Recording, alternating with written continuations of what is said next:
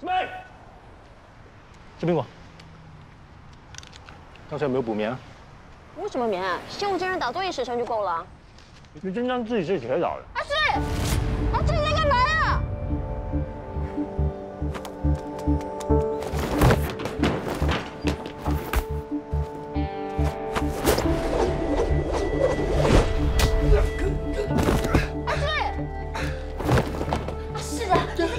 为什么要自寻短见啊？冷静一点啊！阿诗，我说，阿诗你怎么了？还要跳下去啊？阿诗，你这么手做的啥啊？要是你死了，姑姑怎么办？为什么要阻止我？事情已经过去那么久了，根本就不是你的错，你要振作。你有什么三长两短，叫我要怎么跟你爸爸交代？ 过去的事情就把它忘了吧。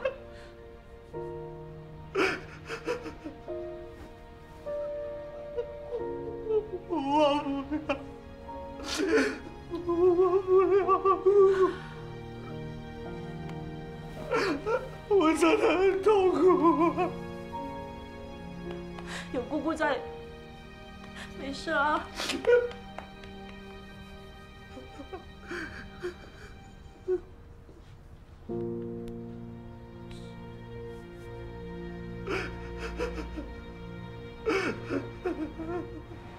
怎么样了？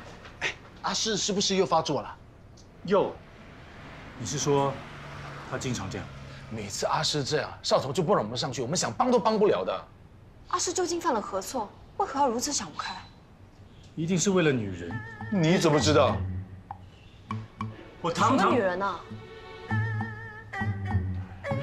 在很多年前呢，阿诗帮他女朋友针灸，结果不知道怎么搞的，那个女孩子啊被车撞，结果搞到残废。所以啊，他就变得很内疚，他就放弃学习家传的中医啊，人就变得有一点……哎，何止啊，他还在精神病院啊住了2年啊，不是精神病院，是疗养院，他也得了忧郁症。阿诗有郁症？你不知道？你们不是在那里认识的吗？哪里啊？ 胡扯！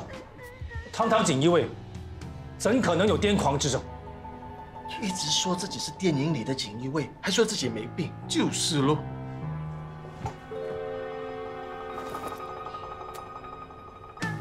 这难道是假的？你们去当临时演员啊，电视台的道具要还的，就好像你上次一样，穿着古装衣来这里，还说自己是古代人。是喽。哎呀，有病就有病，我们不会看不起你们的。是啊。够了，够了，够了！我已经说过，阿诗只是痴情，不是神经病啊！你们任何一个人再说他的话，就给我滚了！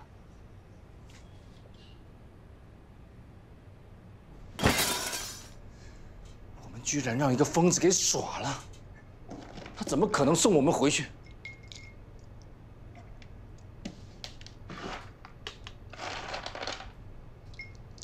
师妹，你这找神呢？我想做养心安神粥，这有桂圆、莲子、百合都有哎。你做粥给谁？我想做给阿诗吃，养心安神粥可以舒缓郁症。你做粥给那个疯子啊？阿诗才不是疯子。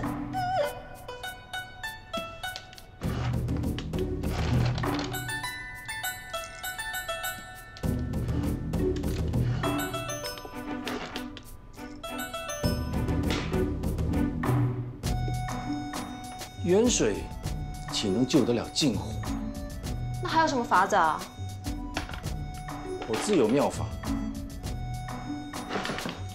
叶师兄，你想做成，不可乱来的。你放心，保证药到病除。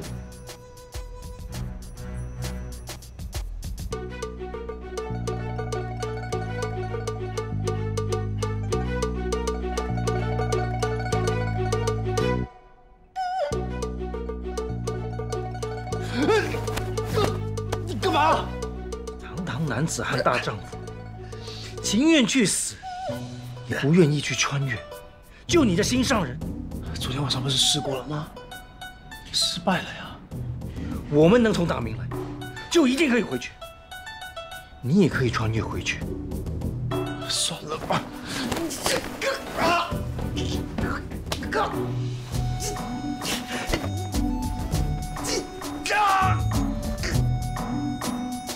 既然你那么想死，我就让你尝一尝死的滋味。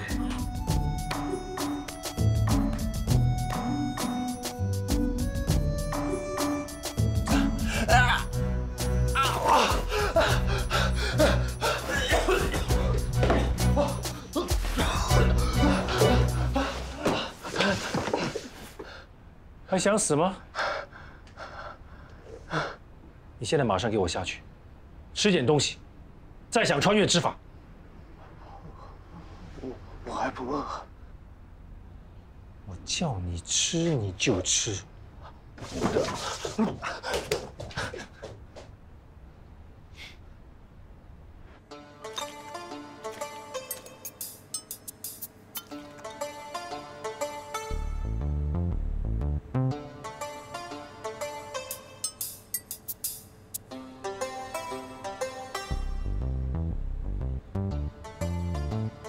阿世，开杯热茶，小心烫啊！怎么样，粥好不好吃啊？啊？怎么没吃完呢？吃不下了。为什么吃不下？不好吃啊！明仪不是说这粥煮得很好吃吗？是啊。不好吃吗？被你们这么明显的暗中监视，吃不下了。我们哪有监视你呀？是你想太多啦。是啊，不要那么敏感。我是关心你。阿世，这里面呢，我加了桂圆、莲子、百合和大米，可以养心安神的。想当年呐，咱们村里就有一个大娘，总是家里头牛，就郁郁寡欢的。于是我师兄就教我煮了这道粥给她喝。果然呐，她喝了之后就静下心来，不再烦恼了。莲子清心，百合安神，龙眼健脾，果然有养心安神的作用。你吃了之后，心情是不是好很多？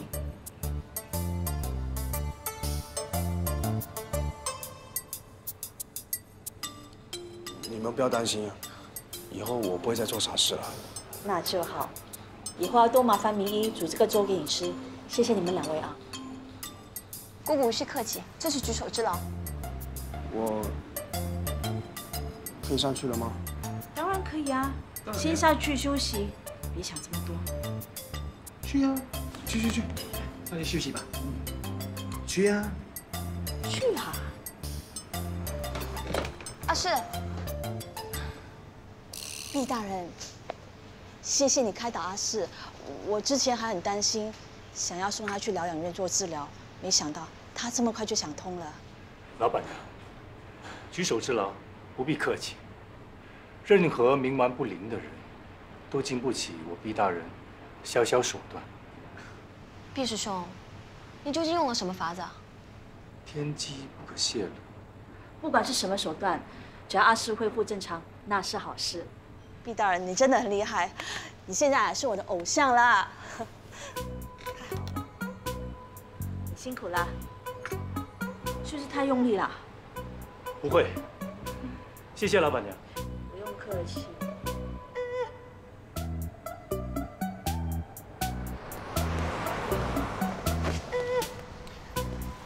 叫我出来做神呢？毕师兄，你老实告诉我，你是不是对阿世使用了摄魂术？哼，施摄魂术是很耗神的，对付他这等意志薄弱之辈，何须动用真力？那你到底用了什么方法啊？为何他是如此听你的话？我只是想让他知道，什么叫求生不得，求死不能。让他去鬼门关走一趟，等回来了之后，他就知道死的滋味并不好受，他自然就不会去寻死了。你对我是使用酷刑啊？什么酷刑？哎，他当初答应我们要帮我们穿越回去的，却更被你我在这里当打杂，自己跑去寻死。如此言而无信之人，我教训他一番，有何不妥？我跟你说道理，简直对牛弹琴。哦，不对了，牛都可能听得懂我说的话，你这脑袋连牛都不如。师妹，再怎么说，我也是你师兄，你说话有点分寸才好。总之，我不准你再伤害阿喜。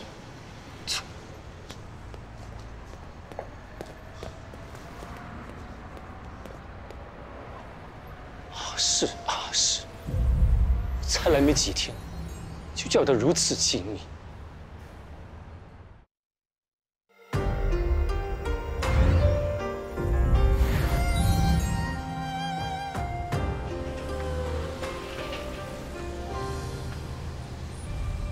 这位小姐，我们仙草堂现在有做优惠，要不要进来试试看啊？哎，这位先生，我们仙草堂现在有做优惠，会员还有折扣的，要不要进去试试看啊？是用药材煮的吗？哎，是的，我们的药材啊，真材实料，吃了能够帮你强身健体的，进去试试看吧。我不吃药材的，会流鼻血。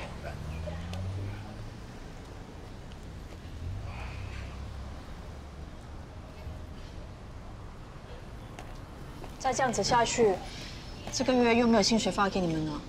少董，别担心，反正这里包吃包住，而且我又没什么大开销，几个月没薪水都没有问题的。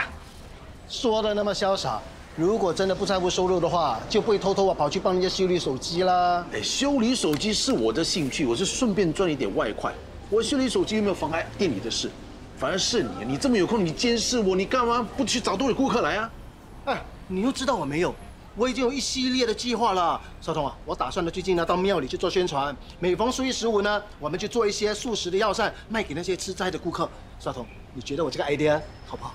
好是好，不过一个月只有那么2次，也很难维持啊。这只不过是我其中一个 project 罢了，我还有很多 idea 的。我看你的 idea 是要去股票交易所走走吧？哇，你有那么多时间来监视我，倒不如花点心思搞好你的药膳啦。顾客吃了他的药膳呢，每次都吃不完了，证明啊是你的料理有问题，影响了生意。少彤啊，我觉得要把生意搞好，最直接就是换掉厨师。少彤啊，我觉得他这个人整天只会说做促销，其实一个顾客都招不到。最应该走的人是他，你走，你走。好了，你们2个都不用走，我走。少彤。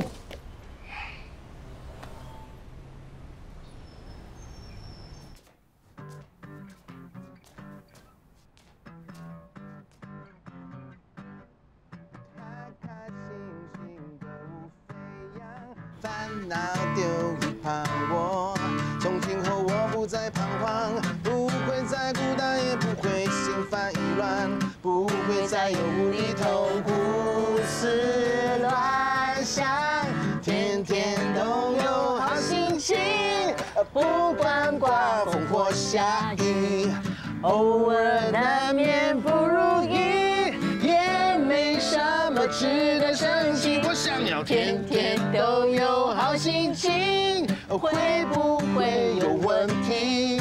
只要能快乐在一起，就算平平凡凡，有什么关系？有什么关系？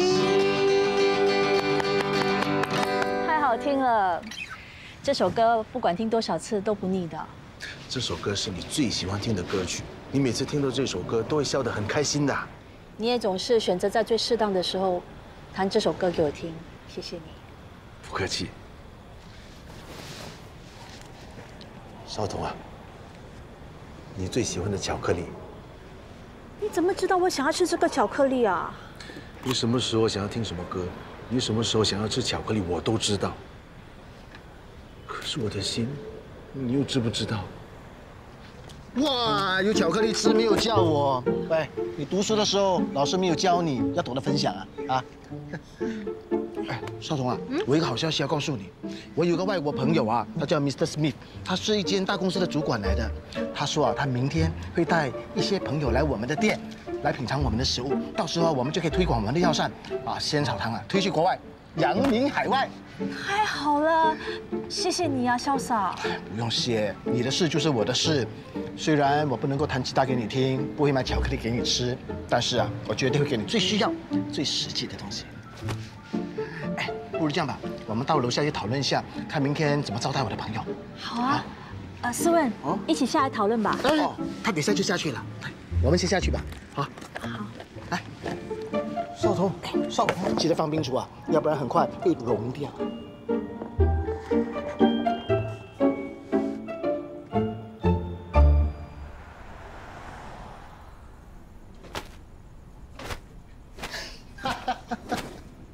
哎，有些人真的很好笑，只有一招啊，就把它当成绝招。绝招用多了就不叫绝招了。我只是动了一点点脑筋就赢你了。有些人呢只会说的天花乱坠。如果明天没有顾客来，让少彤空欢喜一场，我是不会放过他的。这个你不用担心，你呢就去弹你的吉他，送你的巧克力。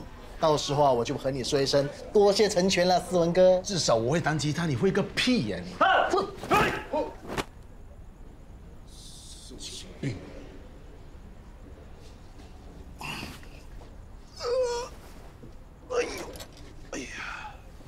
这老板娘40有几，在我们乡下都可以当主母。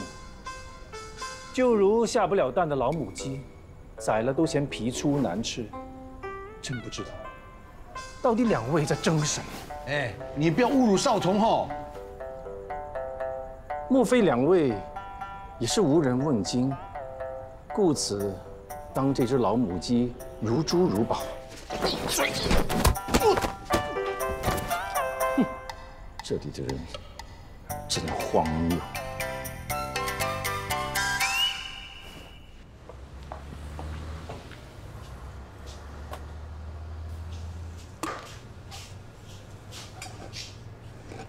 姑姑，你在做什么？杂果沙拉。刚才阿诗连午餐都没吃，应该是没胃口，所以想做一些杂果沙拉让他开开胃。杂果沙拉是什么呀？就是罐头杂果加鸡蛋，还有沙拉酱，搅拌均匀之后呢就可以吃了。这只是罐头？里面都是水果呢。是啊，来试试看。好吃吗？好吃。阿诗小时候呢，她妈妈常常做这个杂果沙拉给她吃，吃了之后胃口就大开了。姑姑，你真疼阿诗，你放心吧，我会和你一起帮她的。以后也要靠你了。没问题。那我先把外面的药材收一收。好，杂果沙拉。少彤，我在做杂果沙拉，做好了大家一起吃。哇，太好了！你做的杂果沙拉是最好吃的，亮亮知道后一定很开心。你就只知道会吃，你不知道少彤做的杂果沙拉是什么意思吗？什么？让开！少彤啊，阿诗又没胃口吃东西了。哦，怎么了？阿诗又闹情绪了？我也不知道发生什么事，他就是不肯跟我说。这样啊，我看不如把阿诗送进疗养院。阿诗最讨厌去疗养院了，你有没有顾虑到她的心情的？少彤，你不要误会啊，我不是没有顾虑到阿诗的心情的，只是我怕你心烦，所以才会这么说的。少彤啊，我已经找到可以帮阿诗的人了。谁啊？她是个刚从美国回来的女心理医生，他们的年纪应该是蛮接近的，我觉得他们应该会谈得来，所以阿诗应该不会排斥。好主意，不妨试一试啊。安排好了告诉我，我把这些沙拉拿上去给他吃。好，思文，你什么时候认识一个美国心理医生的？还需要什么条件才可以穿越？阿诗啊，你看姑姑做了些什么？哦，你以前看到杂果沙拉就有胃口的啊，怎么现在一点反应都没有？不过，我知道你很关心我，而我也一直让你操心，对不起。你是我唯一的亲人，替你操心是应该的。我知道有些事情你不想跟我们说，可能找别人谈一谈，也许对你会有帮助呢。你又要我去看心理医生？我们找到一个从美国留学回来的心理医生，年龄跟你很相似，应该可以谈得来的。我知道你嫌姑姑烦，可是姑姑这么做也是为了你好。姑姑有一天也会老的，我还能做几次杂果沙拉给你吃啊？你说什么啊？你还年轻，还青春美丽。为了姑姑去那么一次好吗？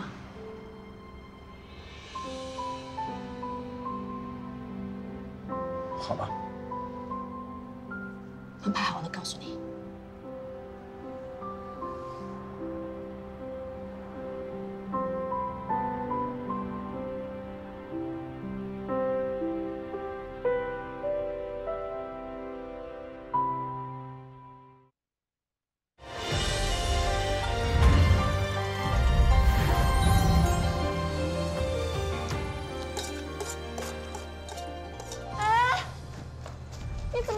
给吃完了，这不是给你吃的。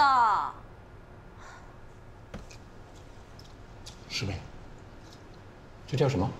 杂果沙拉，姑姑做的。没想到仙草堂厨艺最佳的，原来是老板娘。姑姑说阿是胃口不好，特地给她做的。你怎么就把它给吃光了呢？那个李记士，整天在房间对着那块方形魔镜，也不知道悟不悟得出穿越之法。哦，我知道了，原来就是你，一定是你整日逼阿诗去想如何穿越，才弄得他茶饭不思的。若不是我对他严加督促，他怎会如此用心？我是想让他心有所专，不要胡思乱想，自寻短见。明明就是自己的私心，还给我理直气壮的。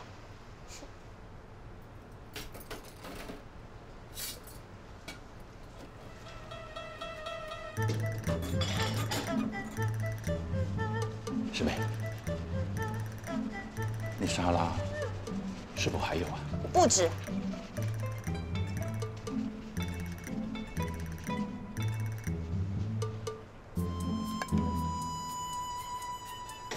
莫非是在这铁罐之中？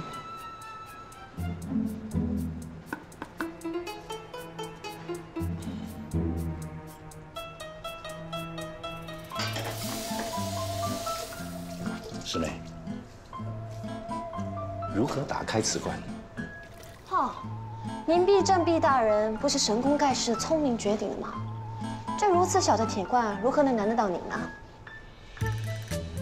师妹，你是否还记得你刚入天一门的时候，你总是无法背全心法秘诀。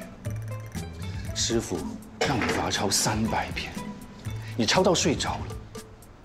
可是隔日一早，这心法秘诀却自行抄好。你怎知我睡着的啊？难道是你帮的我？不然，我一直以为是大师姐啊。哼，唉，总之，好事都是别人做的，坏事呢，就都算在我头上。堂堂一个锦衣卫，怎么好像深闺怨妇一样那根嘴脸啊？好了好了，帮你打开就是了。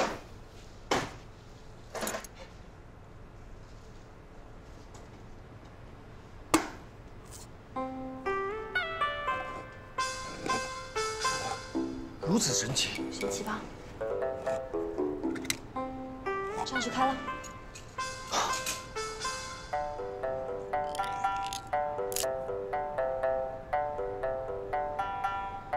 这铁片如此锋利，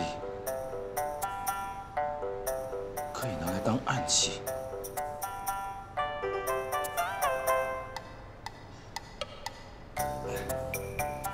偷吃也不插嘴。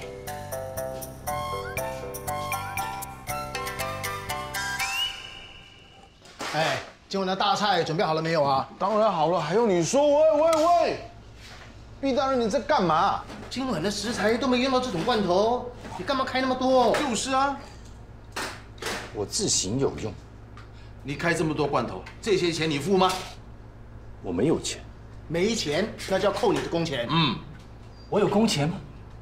说的也是啊。总之呢，你这样子浪费食物是不可以的。嗯，我不管啊，这笔账啊算在你头上。对。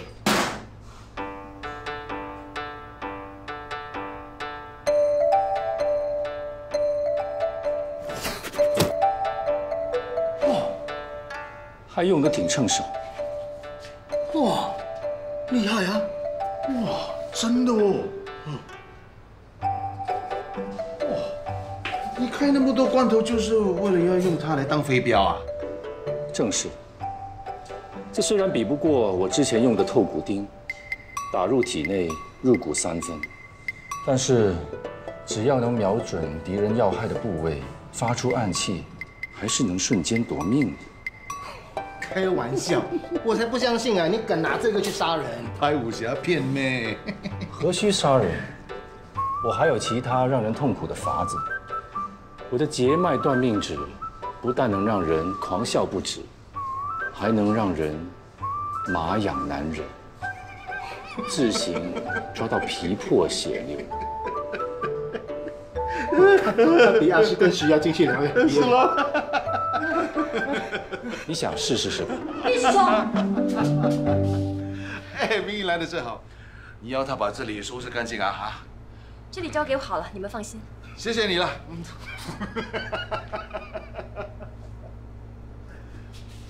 为何阻止我？好啦，姑姑好心收留我们，寄人篱下的，你就别节外生枝了。堂堂御前锦衣卫总旗，要看这2个人的脸色。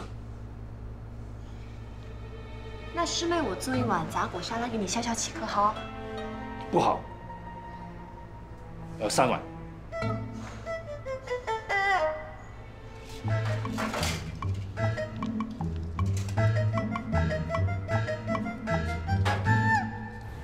Allow me to share you the culture of medicinal cuisine. Medicinal cuisine comes from China and it has a long history. People often think that Chinese herbs is only used to cure illnesses, but we also use it to cook really delicious food. Not only is it high in nutritional value, it also helps to prevent diseases and strengthen the body. Mr. Smith， 我已经设计了一个套餐，你可以看看。我听说药膳是有一个中医师帮忙看你的手、舌头，针对顾客身体需要来做料理，对吗？对呀，没想到啊，你那么热爱我们的中华文化，连这个都知道。我把试驾下来。够了吧？我们已经喝了很多。真的不好意思啊，麻烦再等多一会儿。好 ，Sorry 啊 ，Sorry，wait for a while。哎，你在这里干什么啊？他们在说什么？他们说的是哪里的方言？阿诗还没下来啊？还没有啊，他们等得有点不耐烦了。哟，哎，毕大人，刚才我看你表演那个飞镖很厉害啊，不如你就进去露2手，让外国朋友看看我们中华武术的厉害。好主意啊！要我表演？你当我是街头卖艺的？哎，那你刚才开那么多罐头怎么算呢？这样吧，如果你肯进去做表演的话，这件事情我就不跟老板娘说。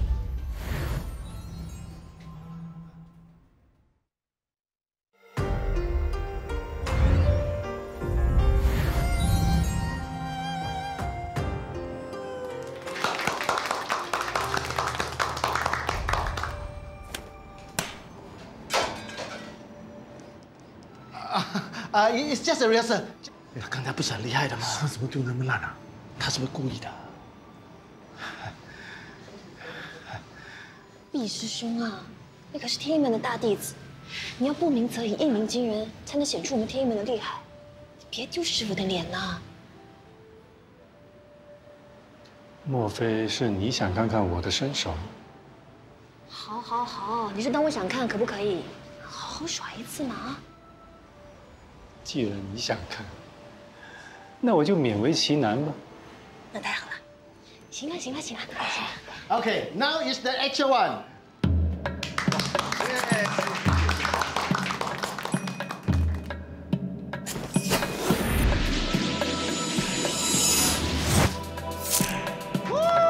Wonderful!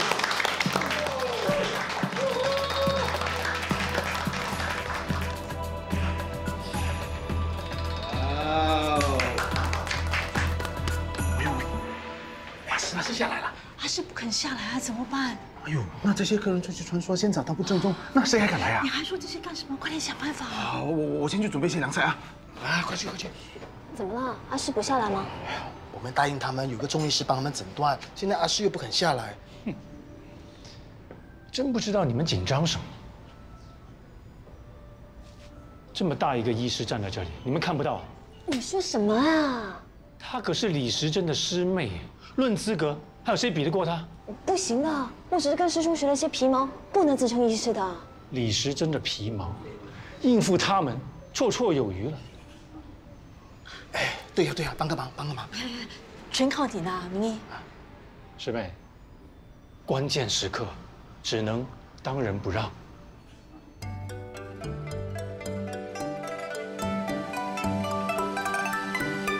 师傅看一下您的舌头，舌质偏红苔黄腻，属湿热体质。请问阁下是否常觉体热，容易困倦，难以适应潮热的天气呢？啊，医师是问你会不会经常觉得很热，很容易疲倦，而且很难适应这里那么湿热的天气？对啊，这里的天气真的让我很受不了。我也受不了。哇，你一看我的舌头就知道我的问题啊。那当然了，这就是我们中华医术啊特别的地方。医师啊，他比较适合吃什么来调理他的身体呢？让他多吃点干凉的食物吧，如红小豆、绿豆、芹菜，像羊肉、韭菜、辣椒、生姜这些东西就别吃了。哦，好，Mr. Smith， 不如我帮你点一些菜来让你调理你的身体好吗？那我是建议是呢，芹菜蚝油焖海参、鲍鱼汤，还有冬虫草燕窝，你说的我都要了。Very good， wonderful， 你真爽快。好，那我就帮你们安排一桌最好吃的药膳，稍等一会儿。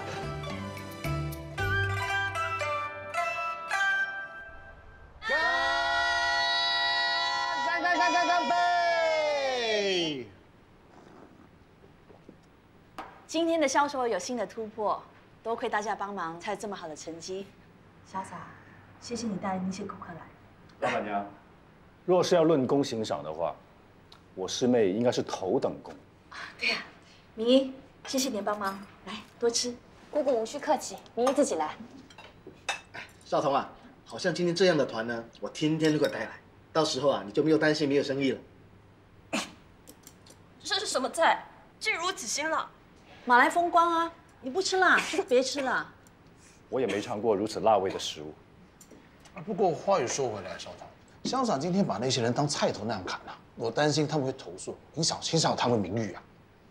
哎，明义啊，你根本都没有要他们吃那么昂贵的药膳，对不对？其实我只是稍微提升了那个药膳的品质而已嘛。那煮出来大家有的吃，又可以增加营业额，我这样子做有什么不对？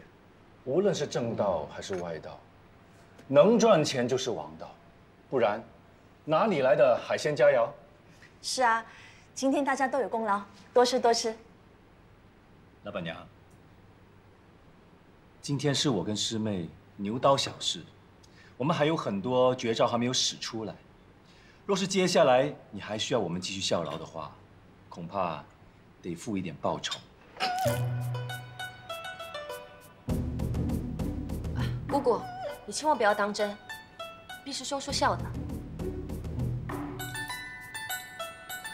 师兄，多吃菜，少说话。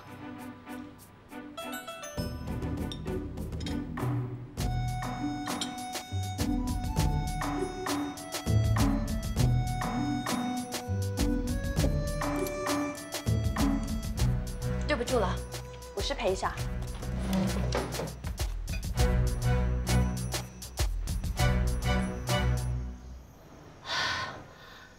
怎么又红了？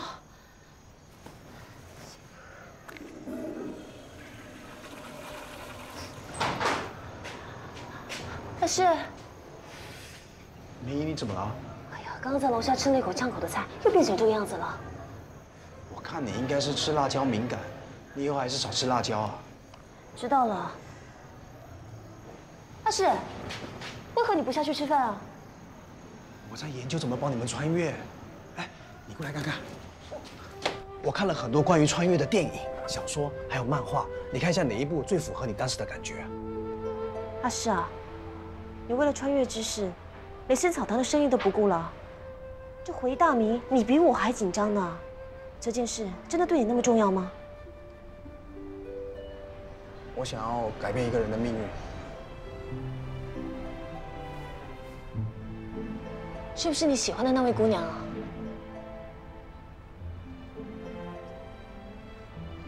其实，你与那姑娘的往事，我略有所闻了。不过阿世，昨日事今日非，既然事情已经发生了，我们就该坦然接受，不该这样念念不忘的。应该好好珍惜身边的人呢，啊！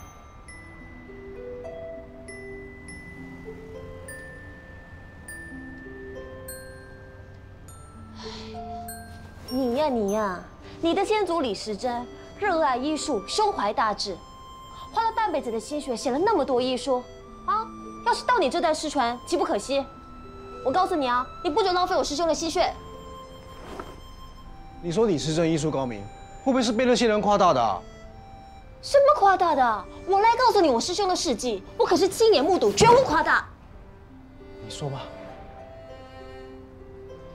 想当初我初到京城，师兄在大街上拦下了一个棺木，说里面躺着的孕妇未死，当场把所有人都吓呆了。哇，这段故事我在网上看过，是真的啊？当然是真的啊！原来那孕妇是被腹里的婴儿抓住了心脏，才会闭气昏厥。我师兄扎了一针之后，婴儿松了手，那孕妇自然就苏醒了。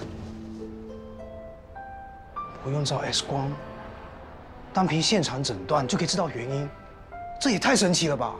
那当然了哈，我师兄看诊经验丰富，观察入微，非寻常人可为。之后他入了王府，又治好一位病人。记不记得我跟你提过的雅三姑娘？你不要告诉我，她连聋哑病都能治啊！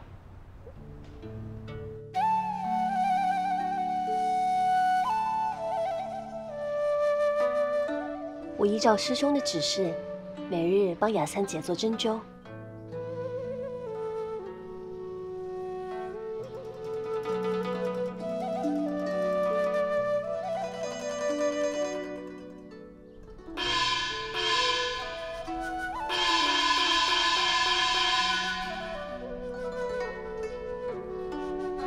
师兄啊，我们为雅三姐针灸好一段时日了，为何病情一点起色都没有？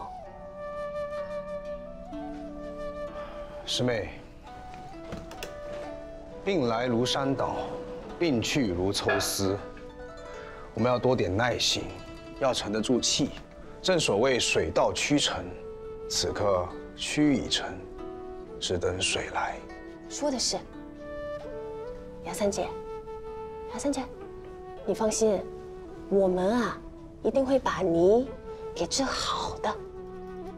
啊。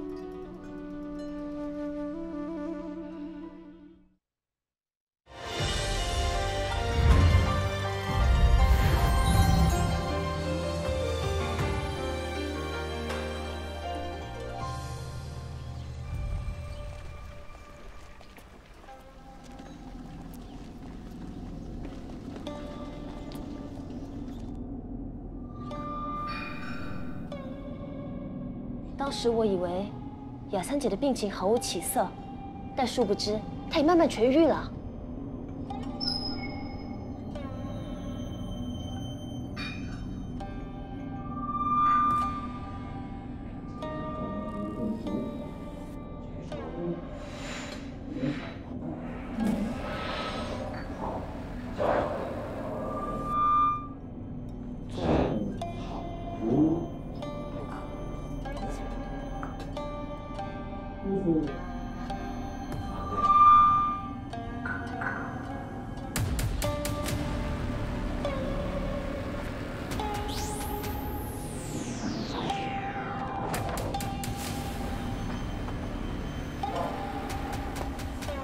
不过没想到，却为雅三姐和师兄带来杀身之祸。长公，也不知道太子跟皇上谈什么，居然连公公也要回避。哼！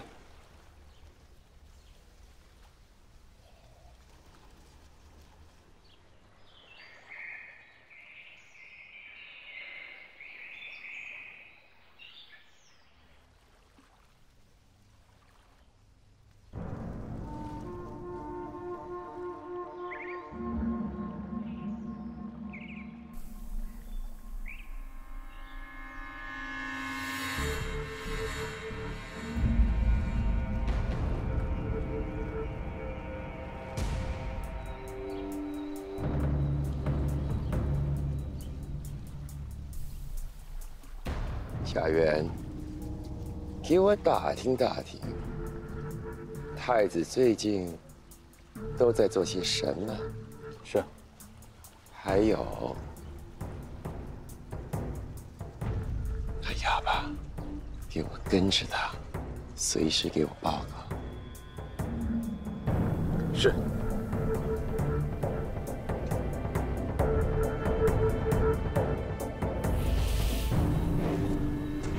师妹，我准备了一些药材，你带在路上，以备不时之需。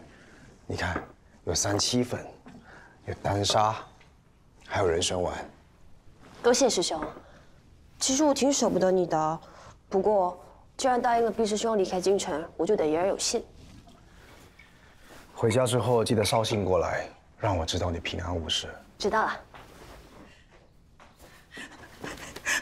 雅三姐，怎么了呀？耳朵怎么了？你能听到声音了？当真的听到了，太好了。那能说话吗？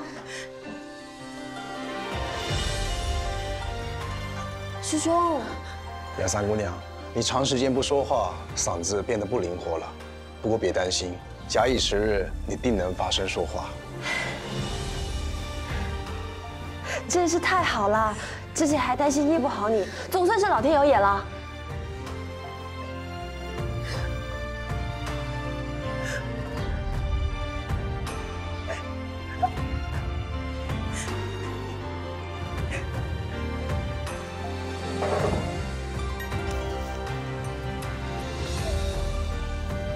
那时，雅三姐是想告诉我们，她去御花园听见鸟鸣。听见这个了，真听见了。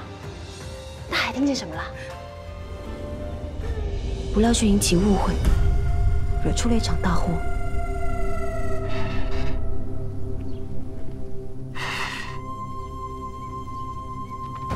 抓起来！走。那日之后，雅三姐就被锦衣卫抓走了。这些锦衣卫，随随便便就乱抓人。真的是无法无天。何止无法无天呢？他们权力可大着呢，不只能乱抓人，还能滥杀无辜。我告诉你啊，在我们大明，谁一听到锦衣卫都会闻风丧胆的。毕大人，不就是锦衣卫吗？难怪他这么恐怖。他们这群人呢，说是为皇上探听消息。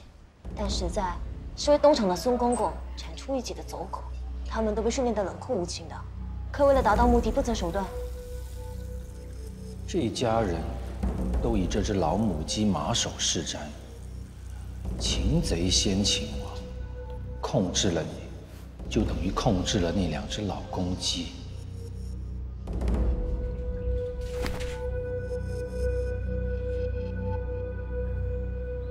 毕大人。借过一下。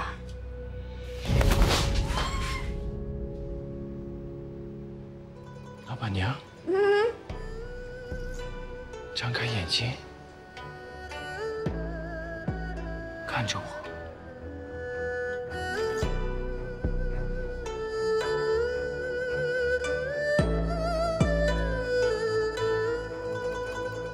我追寻南北和西东。来证明我是稀有品种，我回到另一个巅峰。若是你，我劝你别继续做梦，让你感受我的脉搏，它每一个跳动，天崩地动，我的心有一点悸动，我的心，我的心。